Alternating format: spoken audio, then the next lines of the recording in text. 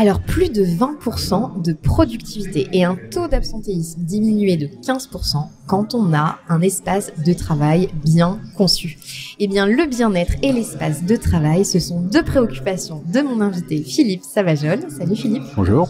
Philippe, tu es président d'Isospace, un groupe innovant spécialisé dans l'aménagement d'espaces de travail orienté vers la RSE et le bien-être au travail. Voilà. C'est juste? On fait également du retail. Ouais, on va en parler juste après. Ah bon. Tu vas me raconter tout ça juste après. Oui. Je me demandais si tu étais prêt à nous dire quelle était la secret sauce du parfait espace de travail du futur. Ah, c'est une très bonne question en fait. Je lance le jingle et tu me réponds? Ça va très bien. Allez, jingle. Feuille blanche.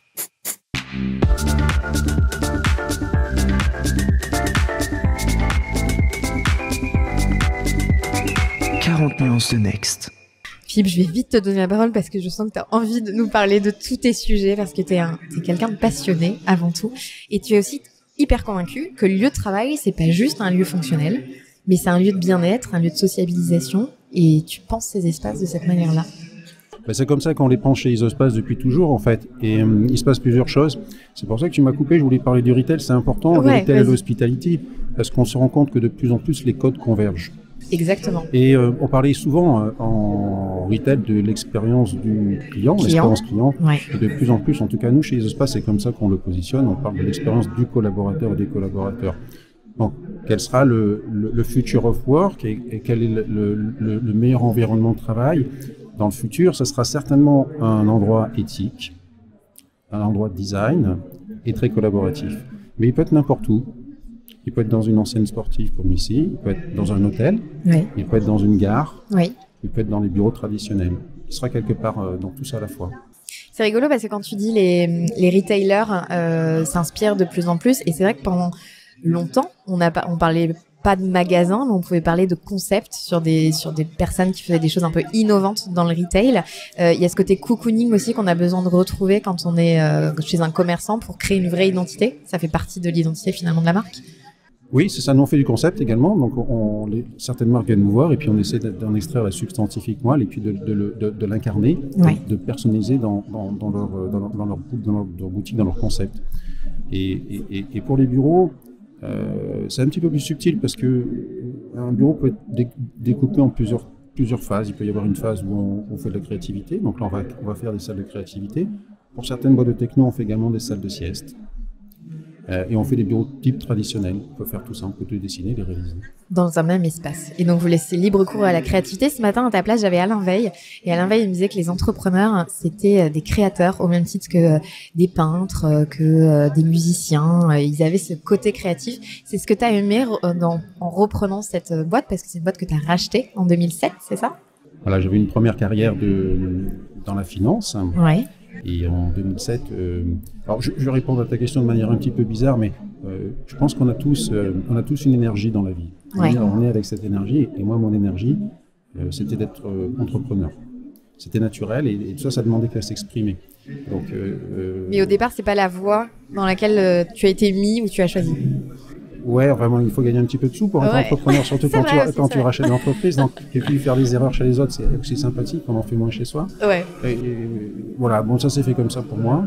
Et j'ai croisé la destinée d'Isospace, qui était une toute petite structure à l'époque. En fait, on était 5 personnes. Ah oui. Et ça s'est fait comme ça. Et aujourd'hui, vous êtes? Aujourd'hui, on est une centaine de personnes et on a 5 structures dans le groupe. Voilà. D'ailleurs, je crois que quand tu as repris la structure, tu as dit je veux en faire quelque chose de grand. Bah, c'est comme ça que je veux me positionner parce que aujourd'hui, on parle du terme du progrès à Gig. Et moi, j'avais une espèce de vision. C'est pas à dire, hein, tout le monde va rigoler quand je dis ça, mais j'avais une vision de ce que devait faire Isospace, ce que devait devenir Isospace. J'étais habité par ce truc-là. Et je le suis toujours 17 ans après, avec quelques cheveux blancs en plus. Ouais. Mais c'est important parce que sans la vision, nous avons la musique BPI à fond derrière dans les oreilles. Et avant, je crois qu'on avait la guerre des étoiles. Sans la vision, en fait, l'entrepreneur, il va nulle part, en fait.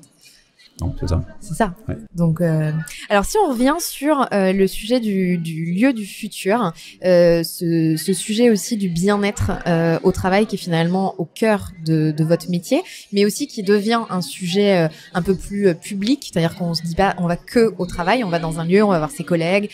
Aujourd'hui, entre parenthèses, c'est la journée de la santé mentale qui a été déclarée grande cause nationale. Il y a beaucoup de chiffres qui sortent sur les salariés, où 23% se déclarent dans un état pas top pour aller au bureau. Ça devient de moins en moins tabou, mais en tout cas, le lieu peut jouer aussi sur... Il y a des études, hein.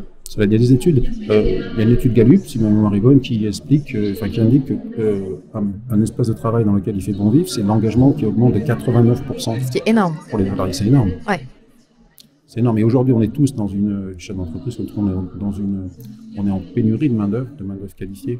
Ouais. C'est vraiment très important d'arrimer le bien-être au travail avec le bien-être de ses salariés. Et pour toi, quel a été le point de bascule en fait de ce sujet-là? Parce que tu vois, je me dis, il y a 15, 20 ans, on allait au bureau, on avait des bureaux qui se ressemblaient tous. En plus, il y a eu la période des open space, alors on en est revenu. Mais est-ce qu'il y a eu un point de bascule qui a fait qu'on se dit, en fait, il faut que je recrée un lieu où on se sent bien vivre, en fait? Dans l'histoire du groupe Ou dans l'histoire en général, en fait, des bureaux, ce changement un peu de paradigme? C'est venu petit à petit.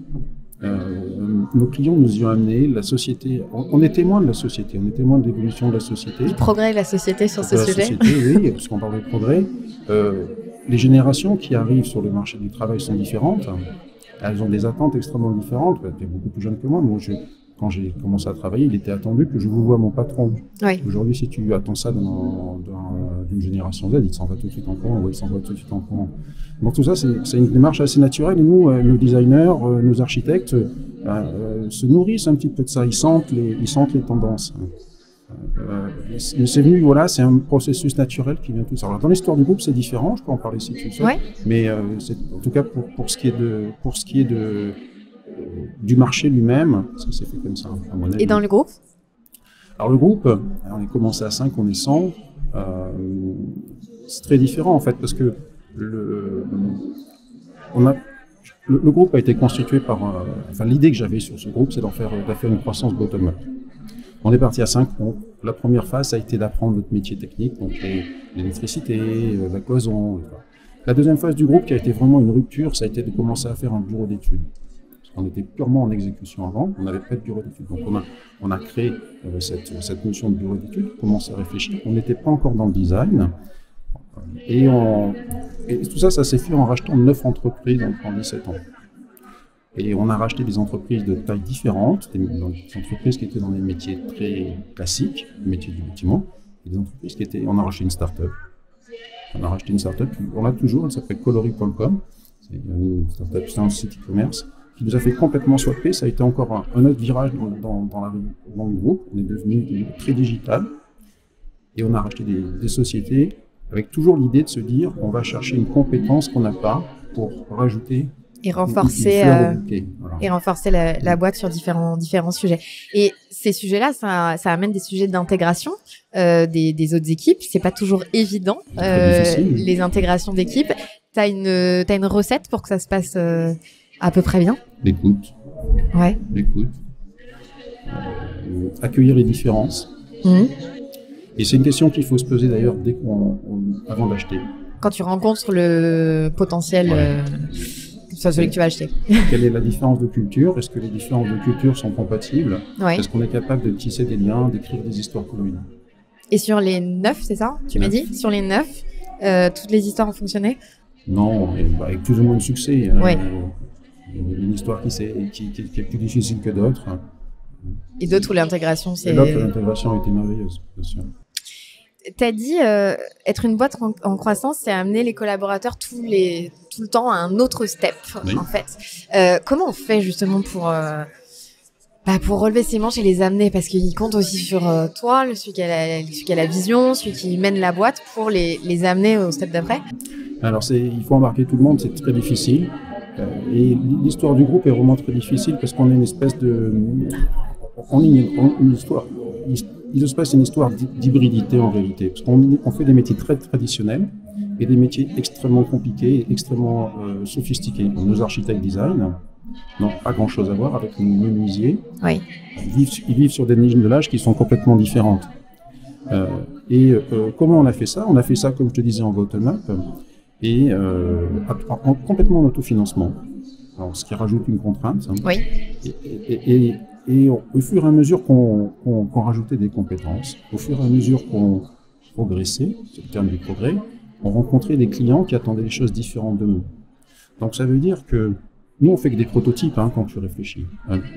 Un bureau, c'est jamais le même à côté, et même quand on est sur le déploiement de concept, à chaque fois c'est des prototypes parce que il y a des choses qui sont différentes, la coque est différente, les contraintes sont différentes. On fait que du prototypage. Et en même temps qu'on faisait ça, qu'on progressait dans cette découverte des compétences, on rajoutait des compétences, on faisait un métier différent et on avait un produit final différent. Parce que quand tu t'adresses à une entreprise qui fait 30 personnes, tu ne vas pas lui proposer le même produit qu'une entreprise qui fait 3000 personnes. Bien sûr. Qu'on fait aujourd'hui.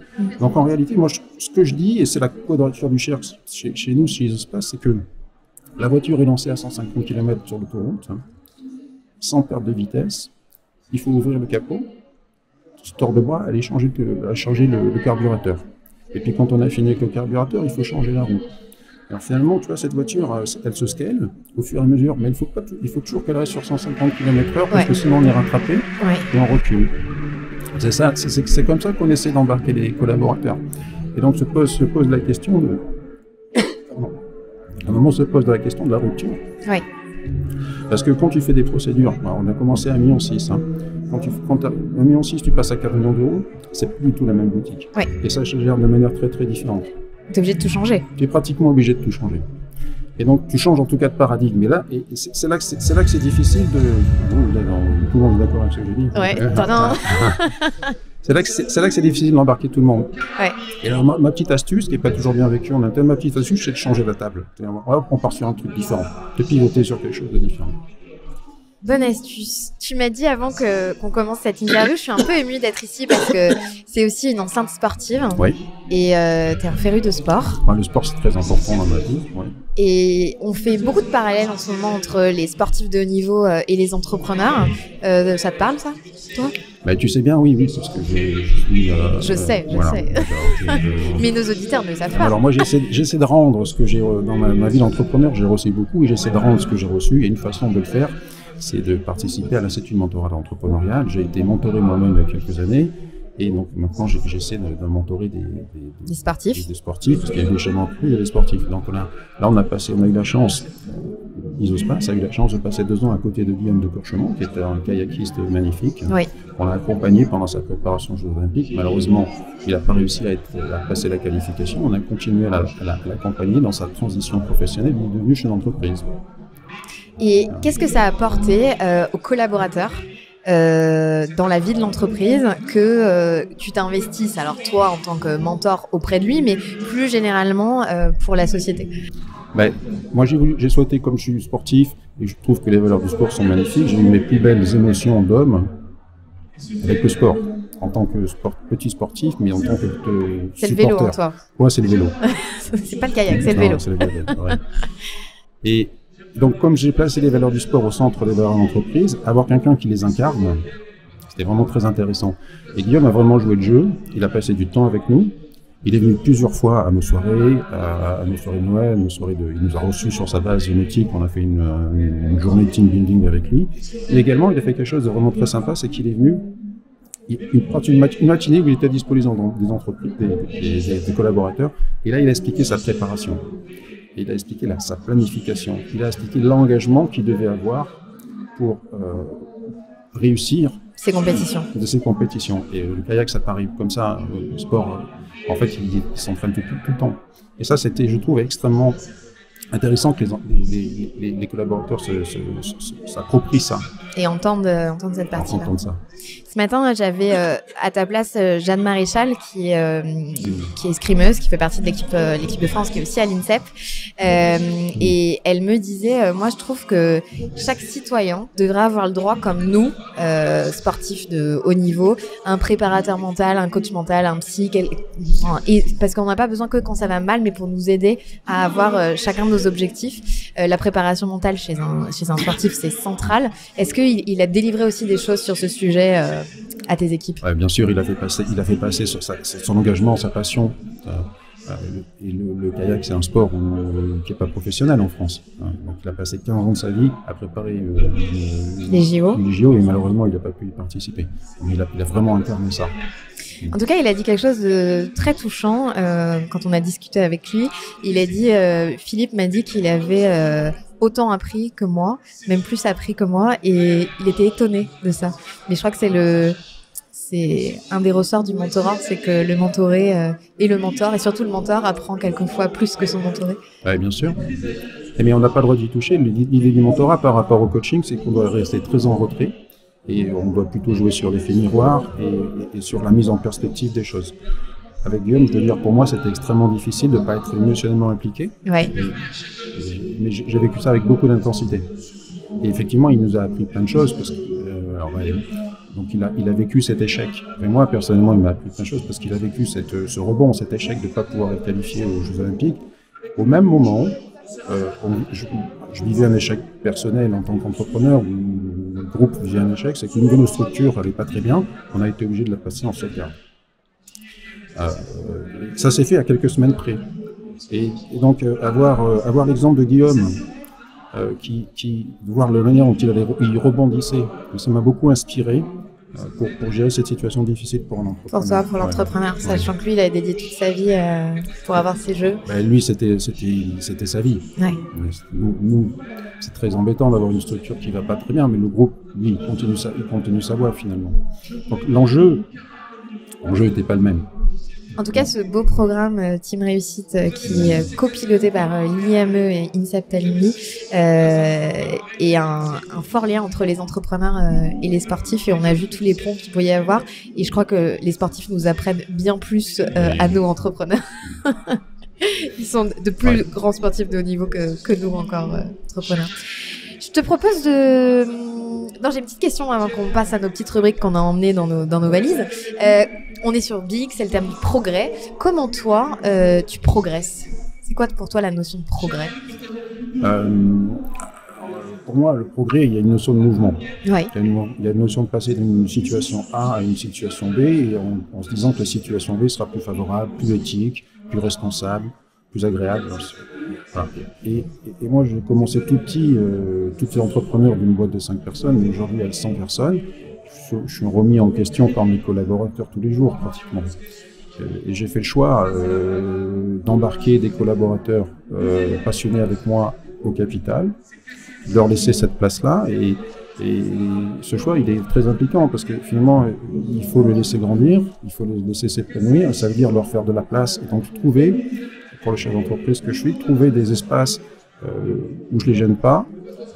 Et donc systématiquement, je suis remis en cause. Et c'est ce que j'ai cherché également, remis en cause par ce mouvement perpétuel que j'ai souhaité créer. Vous progressez tous ensemble. Oui. T'es passé par les agences de notation et je me demandais, selon toi, sur quels critères il faudrait évaluer une boîte pour savoir si elle marche vraiment bien ou pas? Alors, c'est une très très bonne question. Je vais y répondre en disant comment je fais moi quand j'essaie d'acheter une entreprise pour savoir comment s'il faut le faire ou il ne faut pas le faire. La question principale que je me pose, c'est pourquoi et comment cette entreprise gagne ou perd des sous. Et c'est pas toujours ce qui est écrit sur les bouquins. Dans une entreprise, on oublie souvent que les assets, ils prennent l'ascenseur tous les matins quand il y a des bureaux qui ont des ascenseurs, parce que ce sont les staffs, ce sont les collaborateurs. Donc se poser cette question-là, c'est pourquoi, est-ce que c'est des positions de marché? Est-ce qu'elle est sur un micro-marché? Est-ce qu'elle tient sur une ou deux personnes, la boîte? Est-ce que le marché est périn? C'est ces questions-là qu'il faut se poser, je pense. Et puis, il y a d'autres questions qu'il faut se poser de plus en plus. Moi, j'ai été interpellé, tu vois, je vais te raconter une anecdote bizarre. au mois de juin, juillet, là, on connaît la situation politique en France. J'ai été interpellé par un collaborateur sur cette situation-là.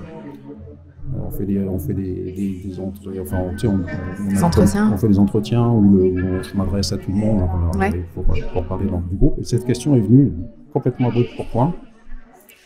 Et ça m'a fait réfléchir sur le fait que qu'est-ce que c'est une entreprise demain par rapport à toutes les modifications, les bouleversements qu'on rencontre dans la société aujourd'hui. Et je pense vraiment que l'entreprise est un lieu, c'est un creuset d'expériences communes, de liens tissés, et ça doit apporter un sens, même à la vie personnelle des collaborateurs. Et donc ça, pour répondre à ta question, je pense que nous, les entrepreneurs, on va être confrontés à ça. Les collaborateurs vont venir chercher du sens dans leur vie personnelle, Ils vont nous demander d'expliquer le monde par nos yeux pour pouvoir se benchmarker si tu parles des ratings. Et donc ça, comment tu le notes, comment tu le mets. Je pense qu'il y a cette réflexion à avoir pour nous les entrepreneurs. Sur l'avenir elle est pas simple. Et sur, je crois que c'est Entreprise et Progrès qui a fait une étude sur comment l'entreprise doit faire société, qui est sortie en juin. On a vu l'un des présidents sur un de nos formats qui nous parlait de ce rapport et le rôle qu'avait l'entreprise à jouer dans la société avec un nom S. Et c'est tout un programme parce que, comme plusieurs entrepreneurs l'ont dit, entreprendre, c'est politique finalement, et on s'engage. Et c'est vrai qu'on doit montrer une route, quelle qu'elle soit. On doit s'engager. On doit faire des choix. On doit prendre parti. On doit prendre parti. En parlant de prendre parti, je propose de te donner la fonction suprême. Jingle.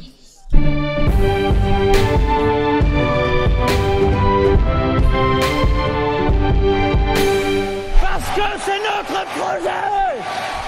Philippe, si demain tu étais président de la République, quelle serait la première mesure que tu prendrais et pourquoi? Alors, je vais te faire une réponse qui va peut-être te surprendre, mais qui nous pénalise nous depuis, on est le 9, le 10, depuis 10 jours. Je remettrai le périph' à 70 km/h. Ah, le fameux périph', oui. Parce que vos bureaux sont à Boulogne. On est à Boulogne. Nos interventions sont partout en région parisienne. Pour nous, c'est très pénalisant. Ouais. Et c'est même très pénalisant pour nos clients parce qu'il y aura de moins en moins de personnes qui font notre métier qui vont vouloir aller à l'intérieur du périph' parce qu'on peut plus y passer. Ouais. Voilà, c'est peut-être pas une réponse trop politique. Pourquoi je te la fais, c'est parce que nous, ça nous enquiquine. Et je crois qu'on n'est pas les seuls à être enquiquinés par ça. Je crois que les taxis râlent pas mal aussi. Oui, certainement. Mais la voie de gauche, est rouverte. Parce qu'avant, il y avait en plus la voie de gauche fermée. Et avant qu'on se quitte, on a ramené une autre de nos rubriques, c'est la claque. Waouh! Philippe, est-ce que tu veux nous partager une claque que tu t'es prise dans ta vie, qui a été riche d'enseignements et qui t'a apporté d'autres choses après? Alors quand on est un entrepreneur, il y en a beaucoup. Quelle est la moins gênante à partager? Je pense qu'une fois, oui, j'ai été pris à défaut dans ma vision par un collaborateur. Ouais. Où je parlais beaucoup de faire croissance. C'est mon principal collaborateur aujourd'hui. Et je jouais petit bras. Il t'a dit tu joues petit bras? Non, moi je jouais petit bras. Je me jouais petit bras, mais je m'en étais pas aperçu. À l'époque, on se voyait. Ouais. Et il m'a dit bon, Philippe, si c'est comme ça, si vous voulez pas faire de croissance, moi je vais en aller. Ok. Ça a été la principale claque que j'ai reçue. Aujourd'hui, il est directeur général du groupe. Et on fait de la croissance. Comme quoi, il faut oser dire les choses à son patron. Ouais.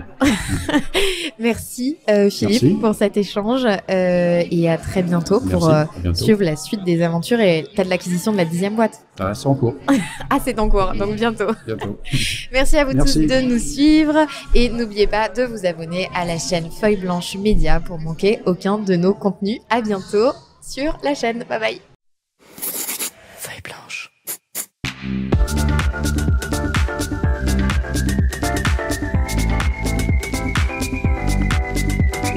40 nuances de Next.